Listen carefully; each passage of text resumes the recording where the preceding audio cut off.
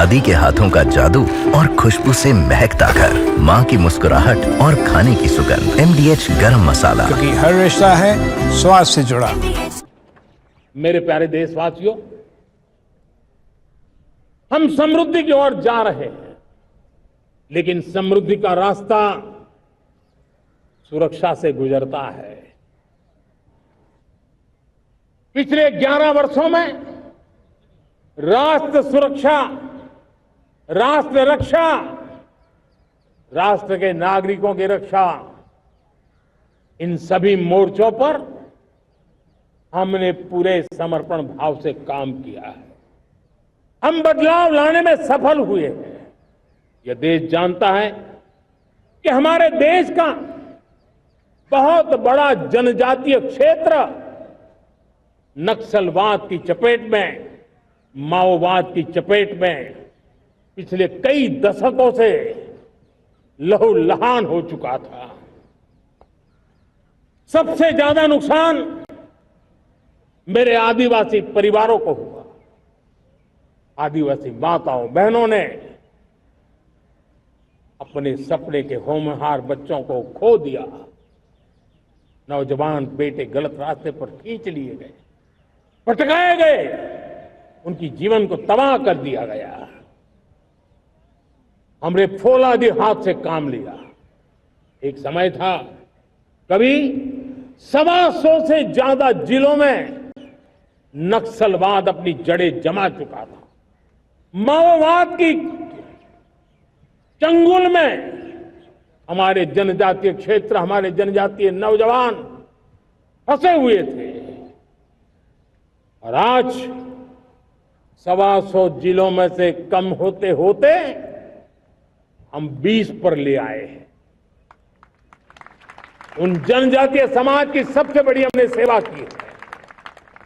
और आप देखिए, एक जमाना था जब बस्तर को याद करते ही माओवाद, नक्सलवाद, बम बंदूक की आवाज सुनाई देती थी।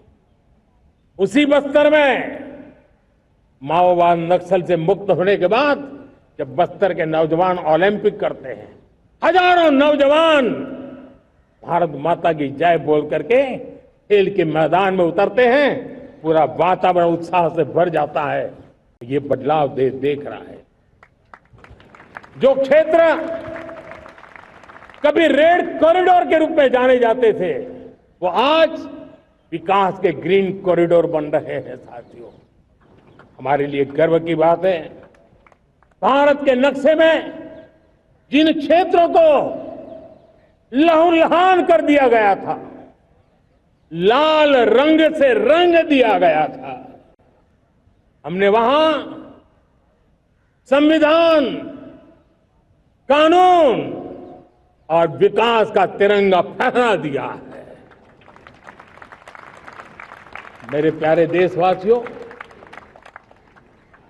ये भगवान बिरसा मुंडा की 150वीं जयंती का अवसर है। तब इन जनजातीय क्षेत्रों को नक्सल से मुक्त कर करके, मेरे जनजातीय परिवार के नौजवानों की जिंदगी बचा करके हमने भगवान बिरसा मुंडा को एक सच्ची श्रद्धांजलि दी है।